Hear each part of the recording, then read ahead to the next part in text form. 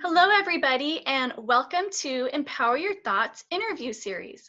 I'm Angela, and joining me today are co-founders Rachel and Rebecca. We are so excited to talk to today's guest, Jackie Calvo from Journey with Jackie.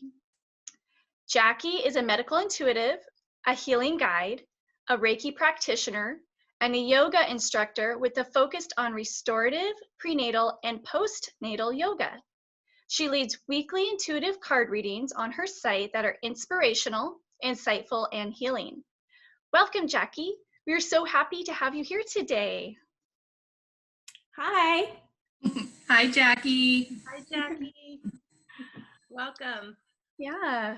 So, Jackie, can you share with us a little bit about your story and what led you to sharing your intuitive gifts with others? Where do I even start? So I feel like with most people, our path begins in childhood. And I'm going to start from there and then work my way up to today. And I feel when we're children, we're open. We aren't conditioned or programmed, and we have the sight, to receive whatever that spirit has for us. And so as a child, I realized that at one point I was seeing things that other people couldn't see. And I feel like in order to fully understand that, I have to speak about my culture and my religion. Yeah, from there, really speaking about my childhood and culture and religion, they all tie together. And really what it is our culturally, we believe in our ancestors, we honor them, and we respect them. They believed in the sky and the earth and the sea, and really that's where they are today at home, is within nature. And so honoring nature, it has been a really big part of my life. And I feel like as a child, I was able to connect with them so easily because I was so open to receiving. And as we go back into history, during the Spanish occupation and the Japanese occupation during World War II, whenever somebody occupies land or property, there's, of course, torture, slavery, murder, massacre. And that's what a lot of people, a lot of my ancestors experienced, was just that, and just the injustice of having something taken from them and not really understanding why. We're known for being very loving, very giving, very caring. We take deep pride and respect for our family, and being a family and welcoming everyone into our family. And so growing up, I was told, okay, a lot of our ancestors can't move on because they didn't have a religion. They weren't Catholic, and we have a really strong Catholic community in our island right now. And for me, I felt like that's just so wrong. I mean, God is the universe. He's our divine creator. He's in everything. How can you say that our ancestors didn't believe in God when God is everywhere? And it was really hard for me as a kid,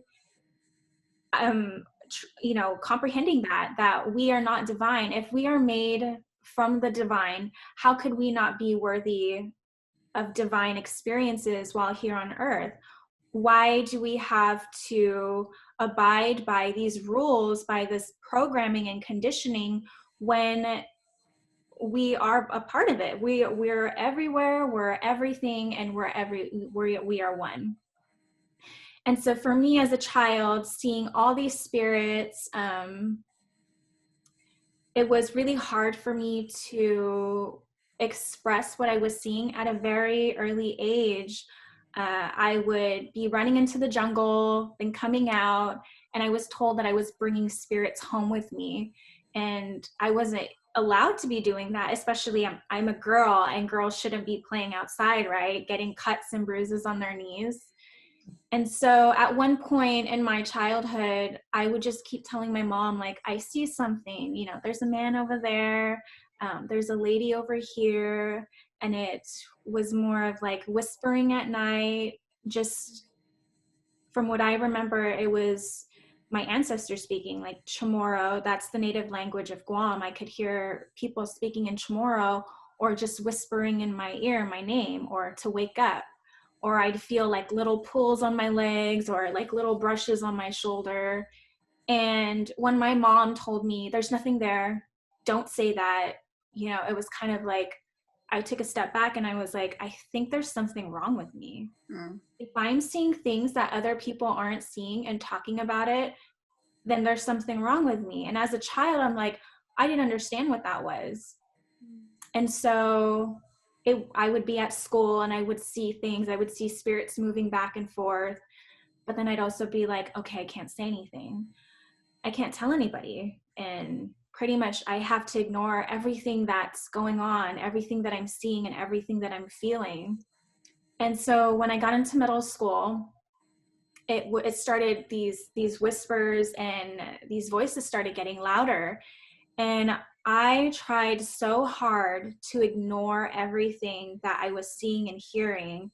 And it kind of, when I went into high school, I got really, really into like rock music, because that's the only thing that could kind of tune everything out, right? And people were like, oh, she's kind of weird, and you know, like there's something wrong with her. And I was just so depressed in high school, because it was more of my gifts opening up, because then the whispers and the voices started getting louder. And every day after school, I'd feel so exhausted. It was kind of like my skin was so raw from filtering everything in around so many people and not really understanding what's going on. So that was a really hard time for me. And at one point, everything just shut off. And I was like, okay, I can be at peace. I don't need to see anything. I don't need to listen to anything. I can be normal like everybody else. And then I had my oldest, and he started seeing things at home. And for me to step back and be like, well, there's nothing there. And then realizing, oh, there is actually something there, because I went through it. It was more of that conditioning. Like if you have spirits in your home, if you have anything that is of, you know, the spiritual nature, you're doing something wrong. You need protection. You need to cover yourself. You need to hide, and you need to just barricade whatever is there. So I would get the salt, say prayers, do all of whatever I could do to keep everything out. And for my son, it didn't stop. He was able to still see everything until we moved out here. Then everything started to quiet down. And then I feel, when was I? After I had Aries, my second son, everything just cracked open. After I had Aries, it was like, okay, you have to have your baby. Then a few weeks later, you have to go to work. Then you have to be responsible for everybody and everything, because that's your role as a wife and a mother. And you have to shut up, conform, do what you're told to, and just get on with life. And after I had Aries, it was just this deep spiral of depression. I was so cracked open, so raw, and I was like, I don't know if I want to do this anymore. I don't know if I want to be here and live this life. I mean, there's joy when I have my sons with me, and I can find joy in little things every now and again. But it's just that pit, that void was so massive, and it took it resided in me. And it felt like it was just eating me alive. And I was like, okay, that's it. Like I surrender, I give everything up to the universe, to God, to, you know, our divine creator, because I've just had enough. I can't do it anymore.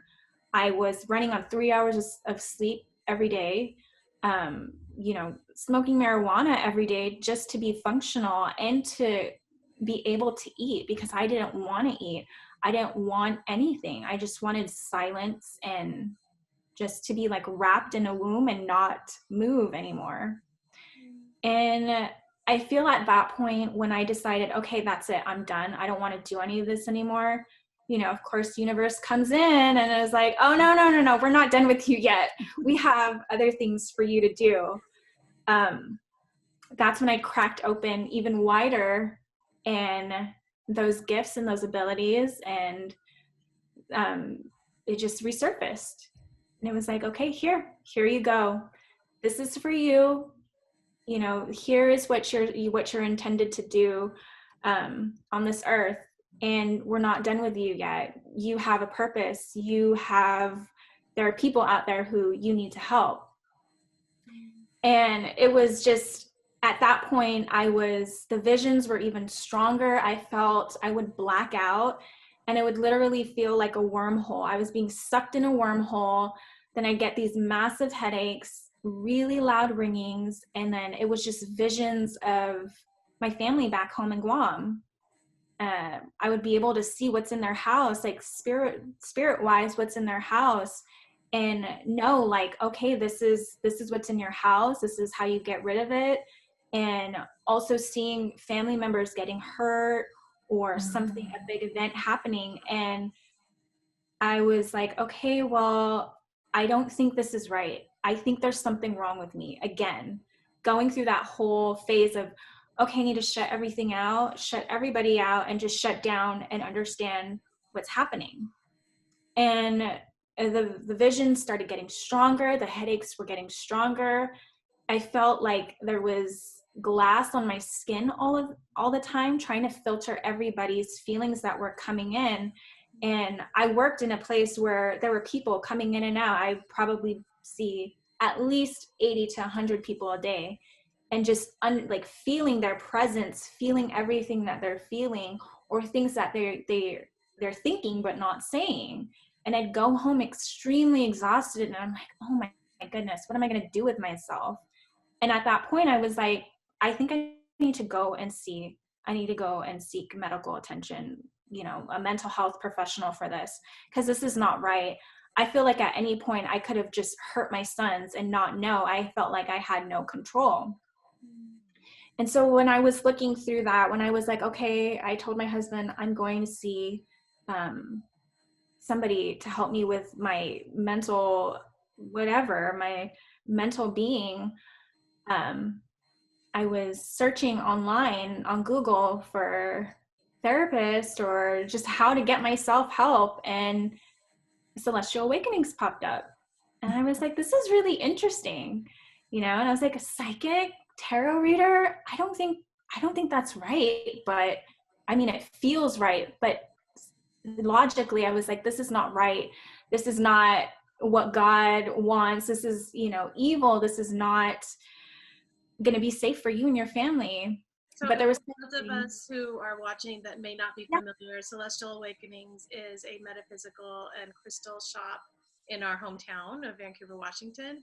And they do have readings, psychic readings, I believe, and readings, and it's have healers that work out of their space, reiki healers and other I believe that there's some shamanism, shamanic practices, and reiki, of course, and reiki. And so I was like, okay, I'm going to set myself up an appointment. And from there, it was literally, we laid the groundwork for what my gifts are, what my abilities are, and created this protection around my body and learning how to ground. That's when everything streamlined. And I was like, oh, okay, so this is normal. There are people out there like me. But growing up, it was like, you can't do that. That's evil. You're working with spirit. You're working with, outer sources versus yourself and with God. But really, that is how you navigate through this world, is bringing in that support, bringing in anything that will help you, that's good for your growth and your transformation. And so from there, I walked my path, or I am walking my path. I pretty much just surrendered and was like, okay, I'm surrendering, and I receive whatever I need to do. Guide me to what I need to do so that I can help others and I can help my family and myself. And so this is where I'm at today. Amazing. You know, your story, Jackie, is so relatable to so many, I feel. Like, I heard a lot of myself within that, hearing things when I was younger and feeling scared of it and not being given.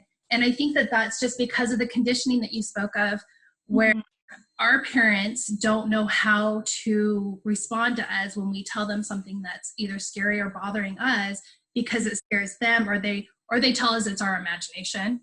And so I feel like a lot of kids, when they go to their parents and they say they see spirit or they see something, they're told that it's not real. And so as they get older, they forget who they truly are, you know, because when we're younger, we're closer to source, right? So we come in with amazing gifts and these amazing abilities.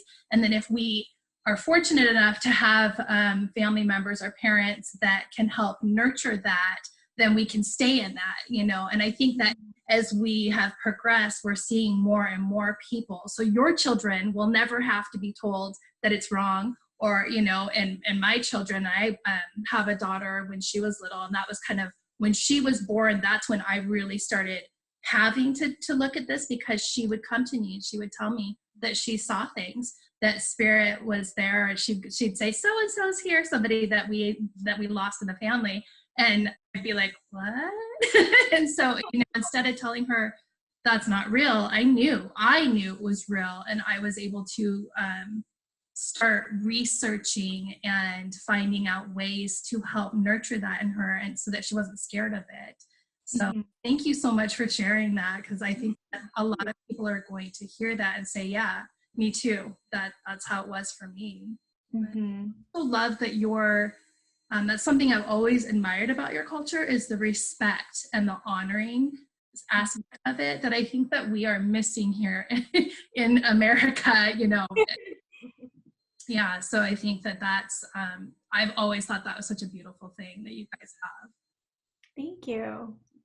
So Jackie, everyone has a different life path and people along the way that influence who they are. Is there someone who was a huge influence in your life that helped you to be open to this type of energy work? Yes, my mom. My mom was, I think she did it unintentionally, but while I was going through my awakening, I told her everything that I was going through, and I told her, I said, I'm going to seek help, medical help. And she goes, well, you know, I see those things too, and I know what you're talking about, and I hear them too, and just all these, just confirmation. And I was like, wait, what? Why didn't you tell me? And she said, well, I didn't think that it would pass on to you. And I'm like, but I'm your daughter. Of course it would pass on to me. She was like, I didn't want to open this side up for you unless you had the gift too, unless you understood, unless you were going through it. And to me, I was relieved, but I was also really angry at her. I was like, this would have made so much more sense at a younger age. You know, I wish that you had told me. It would have helped me accept who I was a long time ago and not have to just self-sabotage and devalue myself because I felt like I wasn't worthy and that I wasn't normal. And so at that point, I decided, okay, I'm going to honor this path, and I'm going to break this pattern of just shoving everything under the rug and not wanting to have anything to do with it. Because even though she mentioned along the lines where it only passes to the females in our family, I highly believe no, it passes to all our children, whether they're female or male. It just depends on how we nurture it and how we accept it, and if we accept to hear what they have to say. And I'm really glad I did that. I decided to honor my path because my oldest son, started seeing, okay, I see these beings of, I don't know, these light beings around my bed at night, or at school, he'll just be like, I can't control this feeling that I get in my stomach when something bad is about to happen. It hurts. And so I just want to put my head down and ignore everything. And then it happens. So to me, I felt like I needed to be there for my kids. And I have a brother and sister, and I don't know if they're going to be honoring their spiritual path, how it's going to show up for them.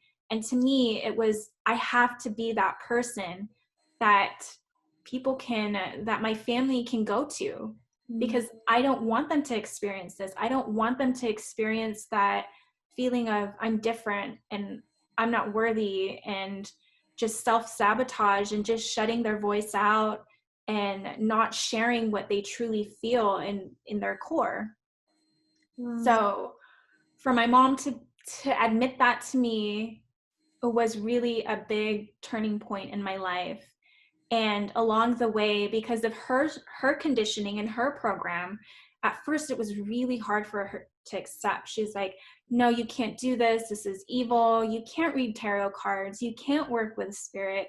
It's not normal. It's not right. You're going to invite something into your home that's going to hurt your kids. And I was so offended. I was like, I love my kids. This is why I'm doing this. I don't know why you would think that, or why, you would think that I would hurt my kids. But I had to step back and be like, okay, this is her programming and her conditioning. And the more I surrendered and the more I was open to receiving, the more happier she was with who I am today, and just being open to it and having her support. I feel her and my dad's support was pretty much the motivation to move forward with this, because I feel like as long as I have my parents' support, that I can pretty much do whatever I need to do, because I have somebody in this world who unconditionally loves me and gives me support, whether they support what I'm doing or not. Just knowing that that energy is there, of me having that foundation and having the people that I love supporting me and holding me up. Yeah, that's huge. That really does make all the difference. And because you have this knowledge now within you about this and how you're able to protect yourself and protect your family as you move through this beautiful energy work that you're able to use, you can teach your children, that this isn't something to be afraid of, and teach them how to trust their intuition, that this feeling that they get doesn't have to be something that's uncomfortable within them. It's an intuition that they can acknowledge. That's amazing. Yes. And that you're coming from a place of trusting and knowing yourself and standing in your power. You're setting this profound example for your children and for others to step into their own power, which is just amazing. So, and I find too, like I'm seeing more and more of affirmation of, like, instead of telling people what to think or what the truth is, by living your truth, it spreads out. People are witnessing the unfolding of whoever is living their truth, and that affects everybody around you. Yeah. It's a ripple effect. The form of witnessing, but they're witnessing your truth, and it's affecting them and how they feel and think and see. And really, if you change yourself first, then you truly can change the world. Right. Yeah, it's that saying of, like, when you stand in your knowing, completely in your knowing, and you don't let anything outside of you waver what it is that you feel, you can have other people tell you how they feel and their opinions and stuff, and allow them to have their own truth and their own opinions about stuff, but know in your heart what feels right for you and what feels good for you. And you stand in that, like Angela's saying, you're like allowing other people to witness that within you, and it brings in their confidence to stand in their own truth, right? Yeah. Awesome. So Jackie, Angela had mentioned that you are a medical intuitive. Can you tell us more about what being a medical intuitive means and what that looks like in a typical session? So I feel a medical intuitive is really different depending on who the practitioner is. because the body is so complex. There are so many systems. We're multidimensional beings. And for me, what a medical intuitive is a psychic or an intuitive who is able to create a line of communication with all the different systems and all the different existences and timelines and dimensions of your body. And by opening that line of communication, and for me, I like to assist others in opening that line and keeping that line and strengthening that line of communication with the body to develop a self-healing lifestyle. And really what we're doing is we're looking at the core issues of where pain is coming from, where soreness is coming from, where you are energetically, and really understanding how to support yourself.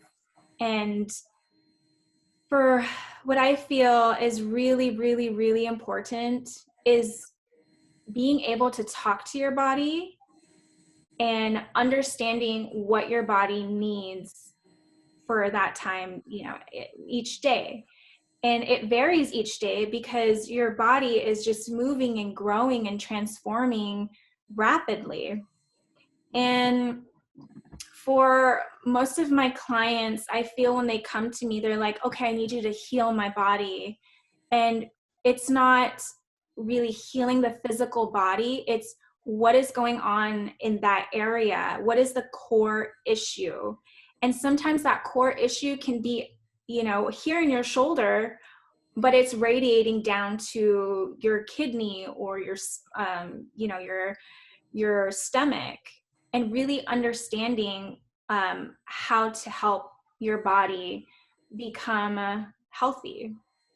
And I would say a typical session really depends because everybody is different. Everybody is unique. We're not always working on your light body. We're not always working on your digestive system.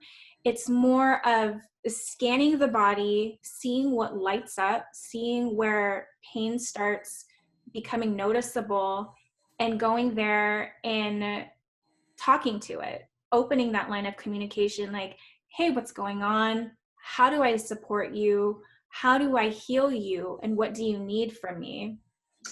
It's so incredible. You're working in the emotional body, you would say. So you're looking into the emotional body first and then seeing where it correlates within the physical body. It can be either way. It could be the physical body first or the emotional body. I feel whatever if an organ or a system needs to be acknowledged first, that's what's going to come up first. If there's an emotion there, like a fear or a trauma, they're going to come up first, and they're going to come up a different color that resonates to your body and to what's significant to you. Yeah. So I had the pleasure of having a healing session with you. I had no idea what to expect. It blew my mind, actually. It was just like, whoa, that was incredible. Some of the things that stood out for me was just, I was not aware.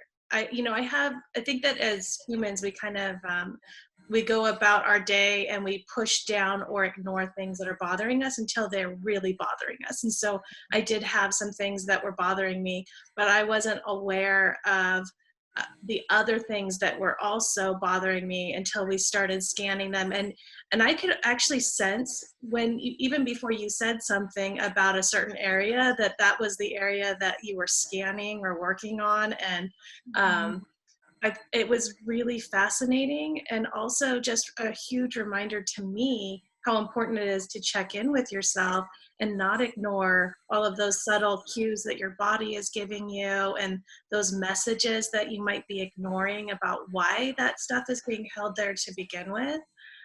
It was amazing. It was very transformational for me. And I've been, since our session, have been trying to just stop and check in with myself, like we talked about, like, what's going on, why are you feeling this way, and send healing, the different colors that we talked about to those areas. And it's been an incredible experience. So I know firsthand how amazing this type of healing can be. So I just wanted to share that with you. Awesome. Jackie, did you want to explain any more about your sessions? I feel like I do. Yeah. I feel another thing that I need to touch up on is I love having multiple sessions with an individual because it strengthens the communication and we can understand where that barrier is, why you're not communicating with your body the way that your body needs to, and understanding your logical mind where it's at, and kind of softening it and being, hey, we need to work together and we need to be in alignment. Just really creating that alignment within your body. And I feel like with most people, it's like, okay, one session, I'm done. Strengthening communication with your body takes time, and it takes practice, patience, and diligence.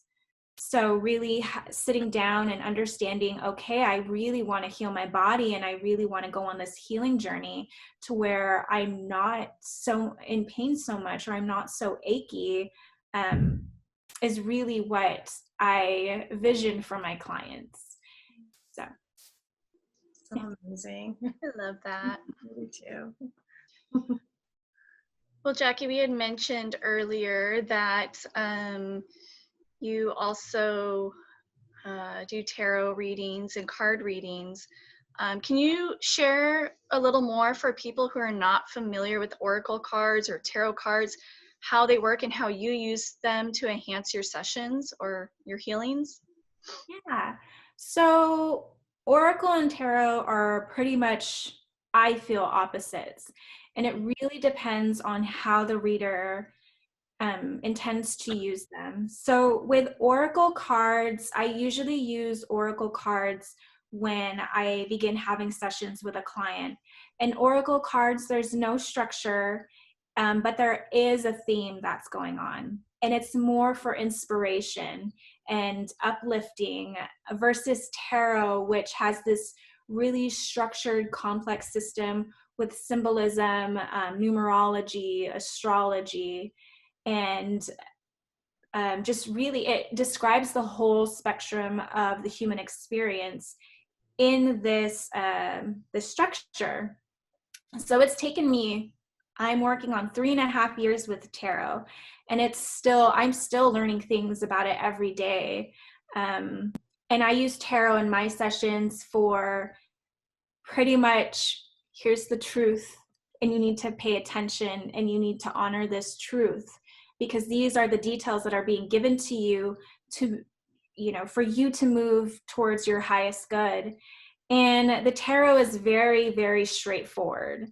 They don't mess around from how I've experienced, and they will bring the issue to your face and make you face it and give you that opportunity to fix it or to leave it.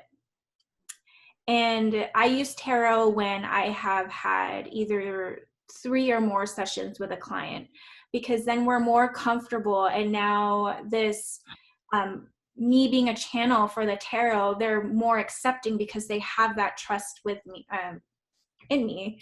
And really, it's just a beautiful way to look at different perspectives for a client for what they're going through at that moment.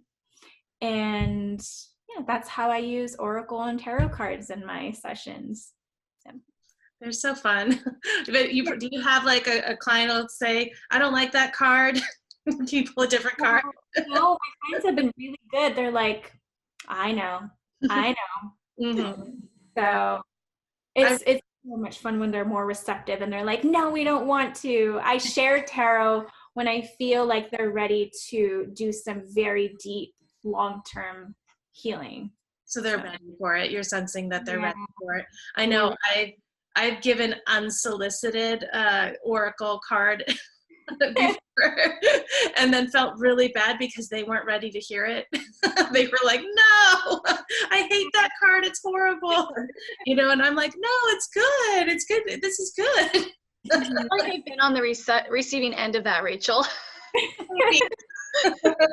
Maybe once in a while. I love, I use oracle cards in my sessions, and what I love about them is that every single time, I've never had a time where I didn't pull the card for that person and it didn't say almost exactly what I brought up in the session or something that they were talking about in the session. So yeah, the way, and that's, when I'm doing oracle card, it's connecting to their higher self and my higher self to bring in the answers that they need. And it's just, again, it's just like energy work. It's just like Reiki. It's being the conduit for that message to come through and trusting that that message is going to come through for them in the exact message that they need for their highest good.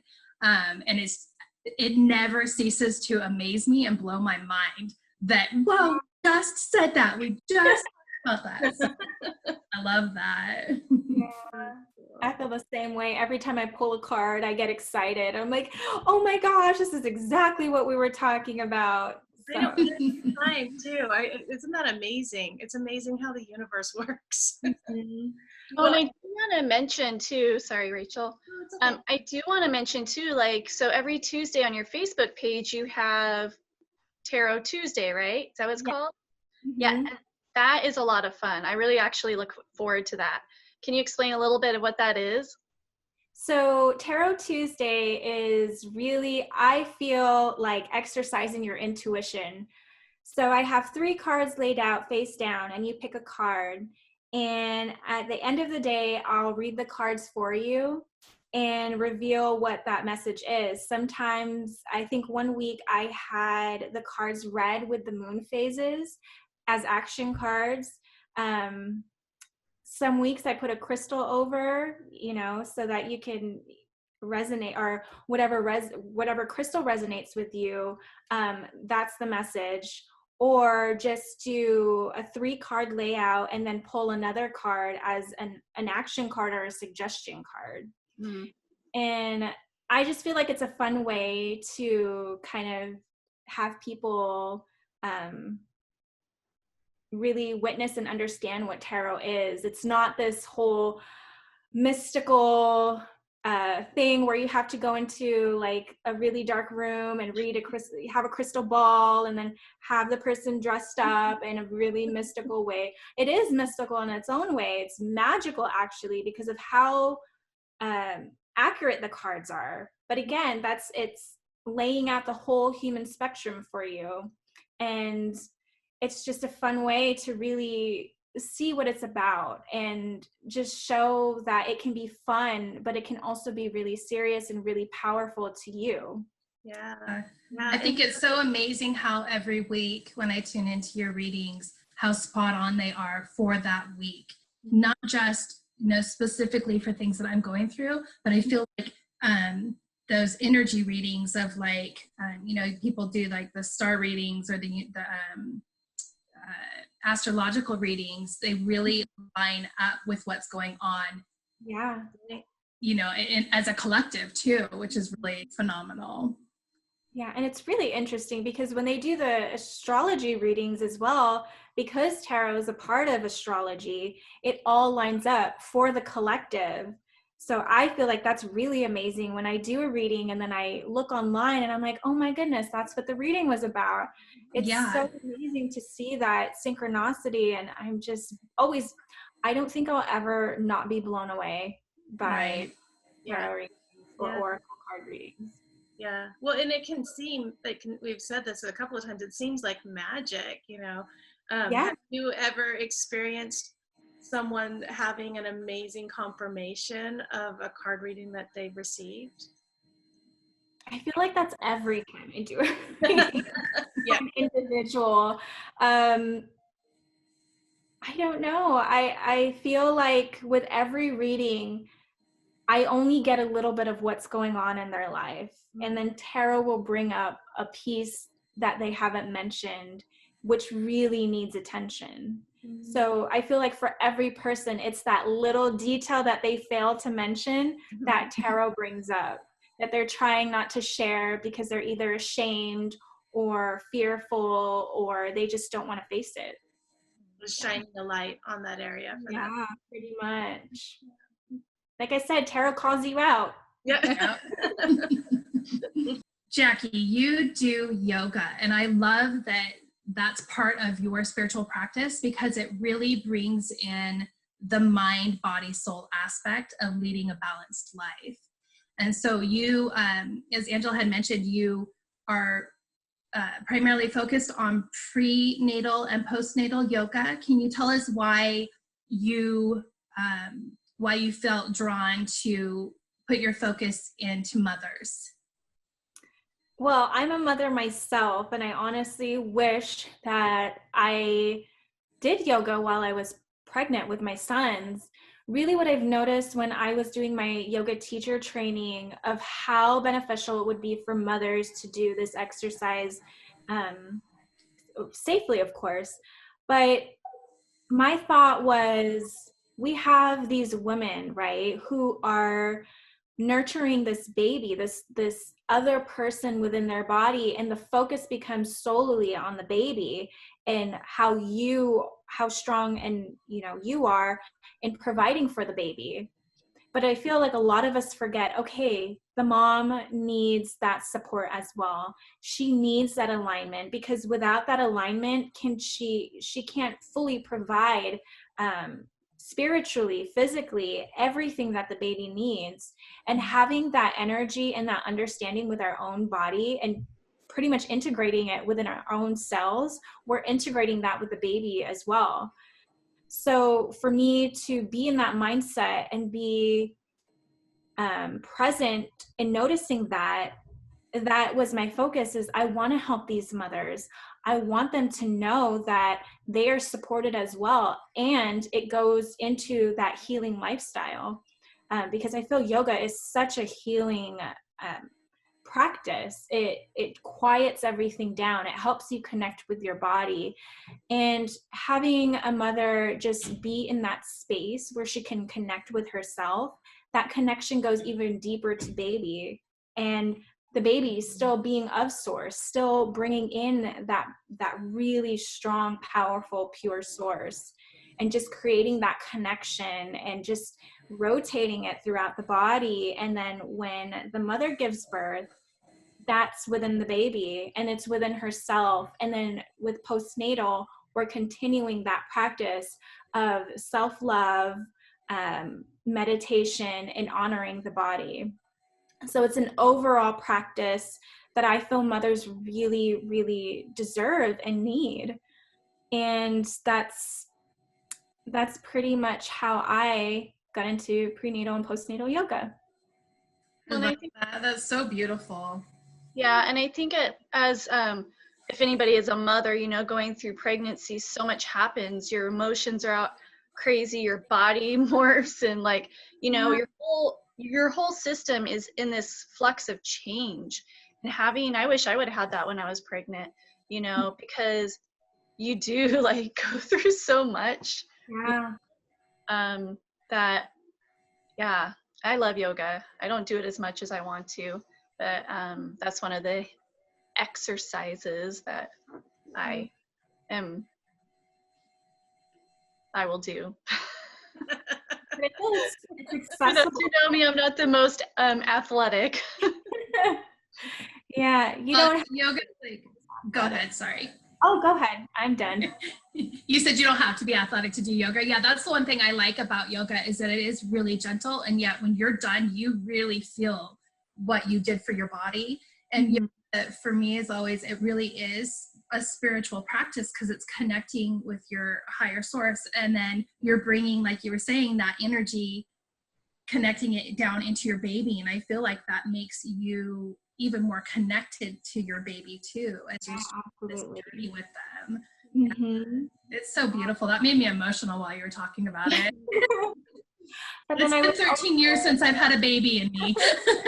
I was also thinking, having that spiritual practice and having your baby be born and in this world with that spiritual light in them, it also creates this vibration that carries on from mother to child and then child to friends, and it's just they're again raising that vibration. And yeah, I feel like that's amazing. I was like, I really wish I could have done that, but I feel I'm doing my work with my children now, and supporting them with the knowledge that I have and the knowledge that I know.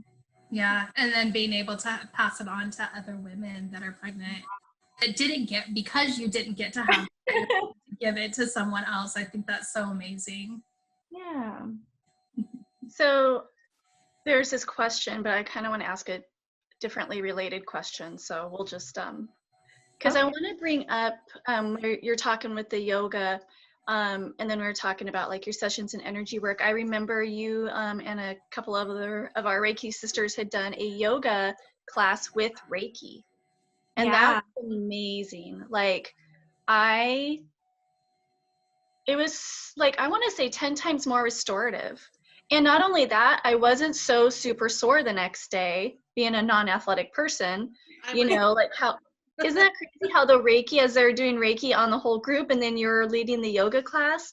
And so cool. I just find it so interesting how you can combine healing modalities and not so much, but like body, mind, spirit in connection with everything. We're so used to being separate, like, oh, our physical body is separate than our spiritual body, than our mental body. And can you talk a little bit about that? About the Reiki infused yoga workshop? Yeah.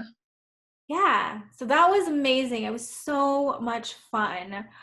I believe I finished my yoga teacher training while we were doing the Reiki while I was going through Reiki training. And I thought, man, this is just so awesome. I feel like we could just Reiki blast everybody. I just feel like we are that powerful to just do that. And I was like, well, if and this is when I started understanding what my gifts were fully, was during yoga teacher training.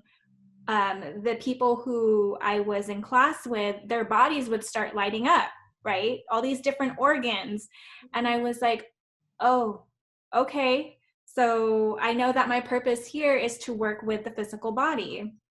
And I thought, well, let's just do it. Let's have a yoga or a Reiki infused yoga workshop and see how this turns out.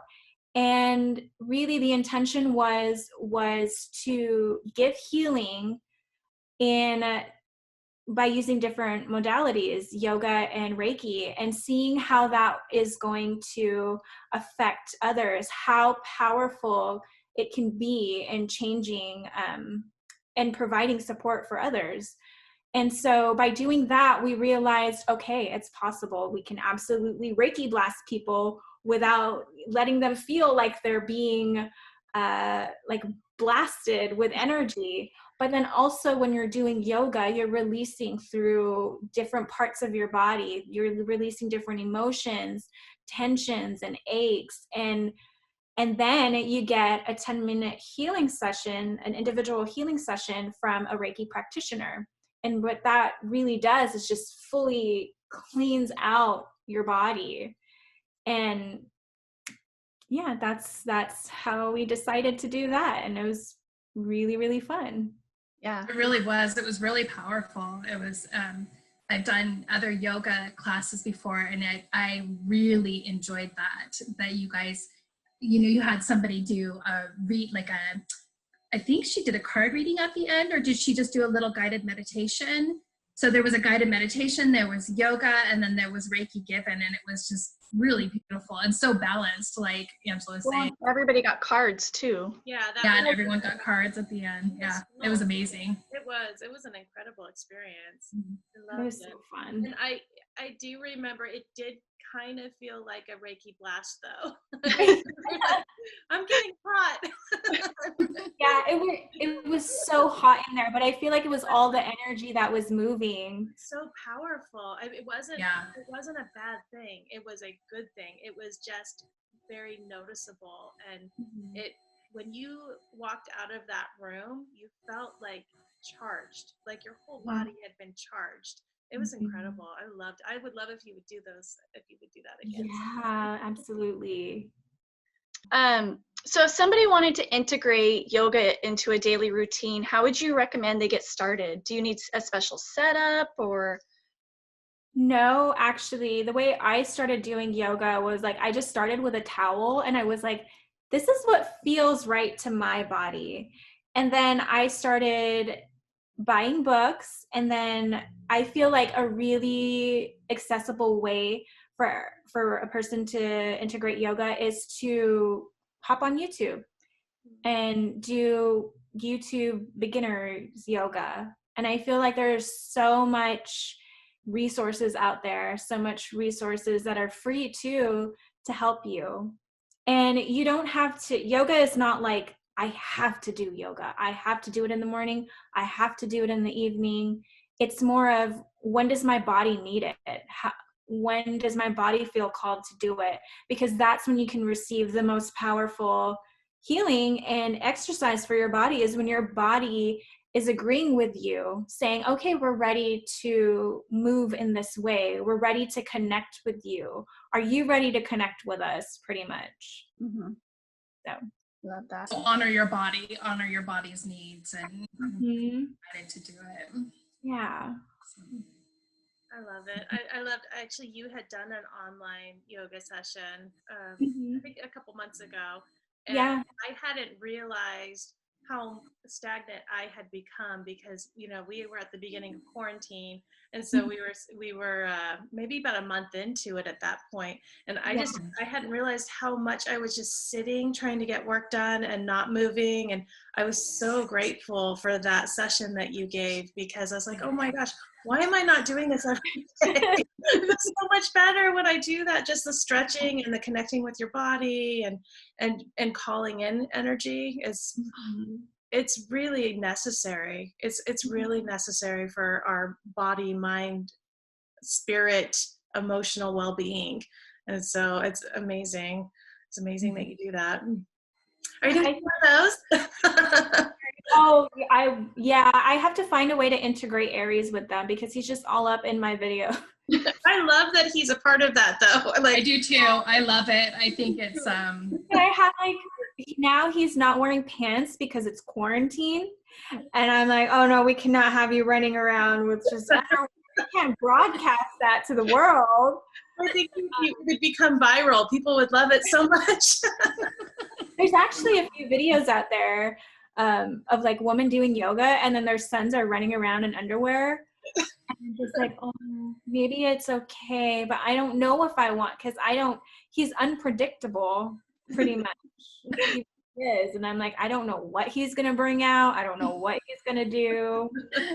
I'm like, oh, I don't know if I want to take that chance. But I feel like I should be doing more of those yoga videos, like just even 15 to 20 minutes, because that makes all the difference. Yeah. And then I'm also figuring out myself, because I used to do yoga every day, and now it's more like at one point I was like, you have to get up, you have to do yoga, you have to do your meditation. And then I felt, when I was in that process, I was like, oh, now I'm forcing myself. Now it's not my body that's talking to me. It's my mind that's telling me that I need to do it, that it's a routine, when really it's, what does my body need and when does my body need it? And am I really ready to listen to what my body has to tell me? Like, you gotta get up, you gotta keep moving. But I think that's why a lot of people fall out of that practice, is because then they start believing that yoga is a routine versus yoga is a practice. It's an opportunity to connect with yourself and your body. I love that. Yeah. So we've been talking a lot about Reiki as a healing modality lately, and there are all different walks of life and different beliefs and ways of viewing the world. Do you think that you have to believe a certain way in order for this type of healing to be beneficial for someone?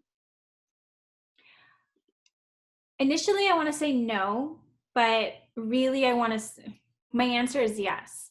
And I feel the only belief that you should have is the belief in yourself, because once you are open to that, once you believe in yourself, once you believe that you're worthy of receiving, can you be this clear channel for healing? You can be open to receiving all things that are needed for the person in front of you and for yourself and for your family.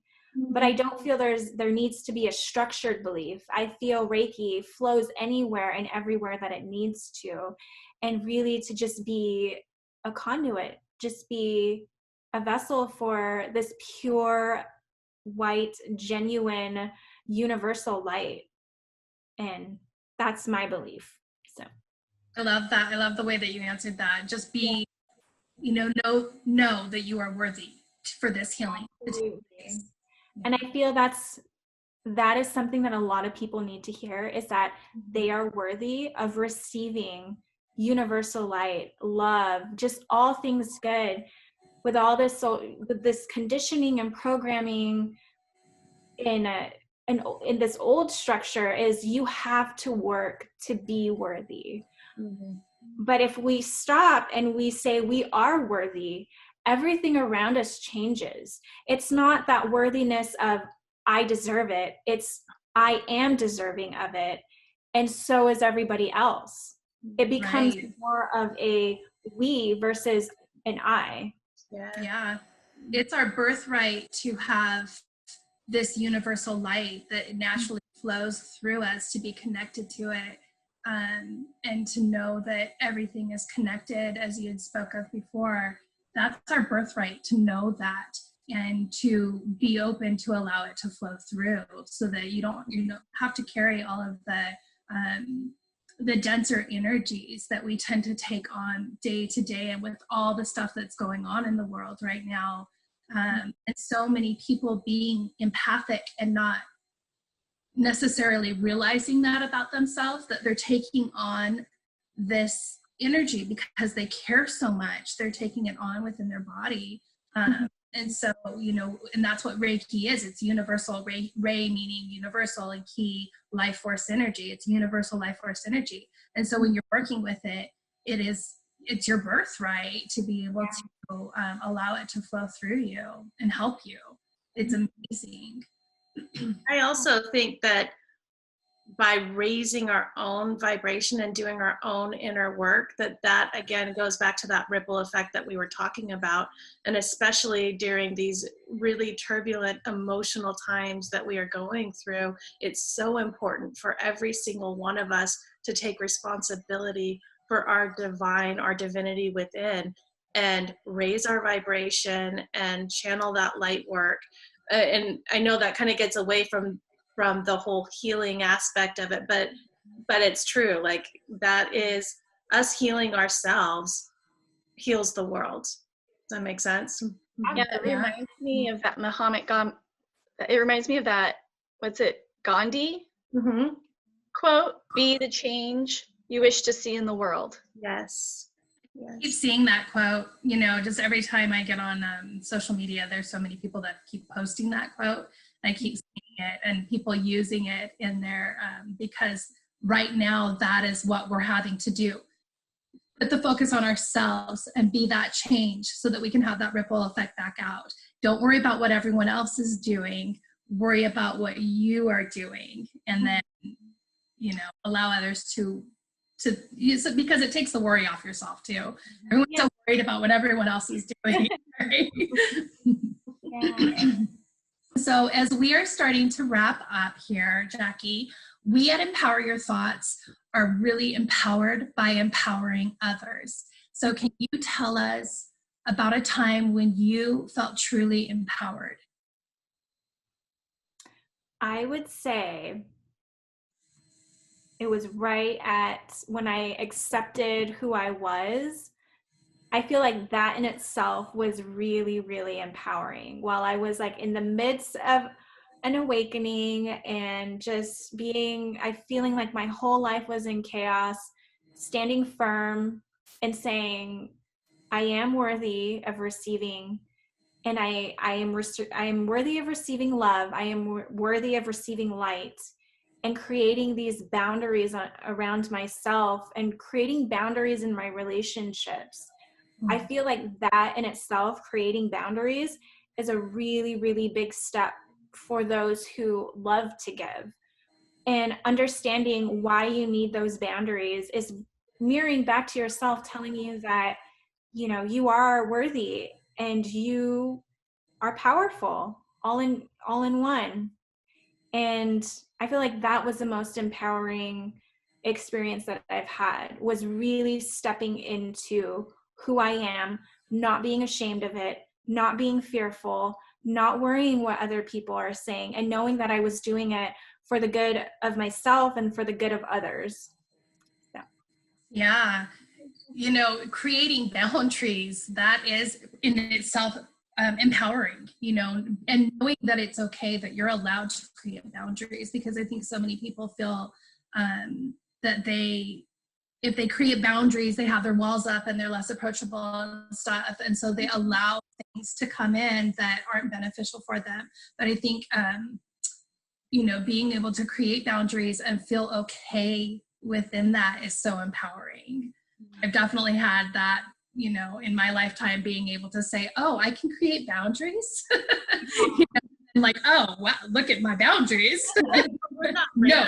we're not raised with that. Like, oh, sorry. Oh, I'm sorry. I didn't mean to interrupt you. I was just. Oh, no, you're fine. We aren't raised with that. We're kind of conditioned to be people pleasers, especially as women. You know, that we're not allowed to say no. We're not allowed to, you know, question if someone needs something from us, or, you know, if someone is overstepping their bounds with us. So we are allowed to say no. We are allowed, yeah. Yeah, yes, we are. We are. And I also feel like the conversation around what boundaries really are needs to be clarified, because when you say, oh, I have boundaries now, it's like these walls, like what you were saying, Rebecca, these walls just shoot up, and people feel like you're not accessible.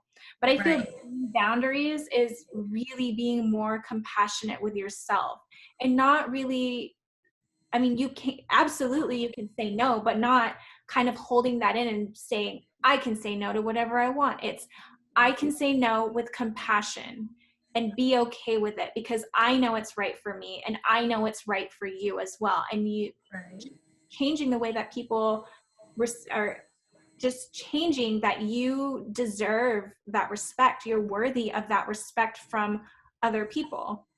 So that's honoring yourself and self-love. Self-love, yeah. I was going to say, instead of saying it's not saying no, it's saying yes to yourself. Oh, absolutely. I love that even more. Yeah. Love that. So, Jackie, we have one more question for you. Okay. So what is the best advice you can give others in feeling empowered and standing in their light, their power themselves?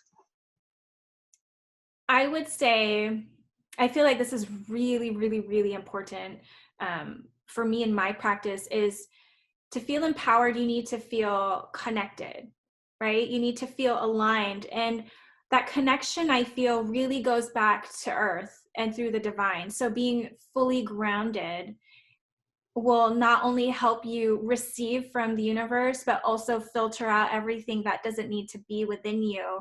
And really just kind of understanding who you are and just owning it.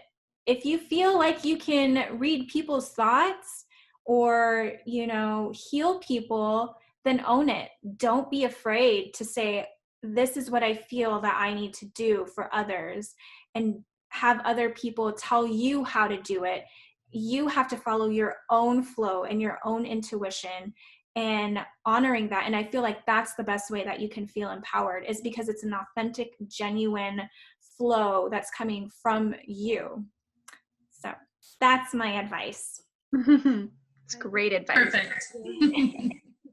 Thank you so much for joining us today, Jackie. This has been amazing. Thank you for having me. It was so much fun. This was awesome. Let's do it again. Let's do it again. That would be fun. Thank you for opening up and showing us your light and your truth. It's been amazing. We've really enjoyed it. Thank you for giving me the opportunity to share. I really, really appreciate it. Well, we appreciate you. And for those watching, thank you for joining us today. And we hope that this was very empowering for you. Jackie, if anybody wants to have a session or find you, how do they do that? Do you have a website, a Facebook? Yes, so my website is journeywithjackie.biz, and you can also find me on Facebook at Journey with Jackie. Thank you for joining us. You can follow us on Instagram, Facebook, Twitter, and YouTube, and sign up for our newsletter at empoweryourthoughts.com. From all of us here at Empower Your Thoughts, May you feel empowered.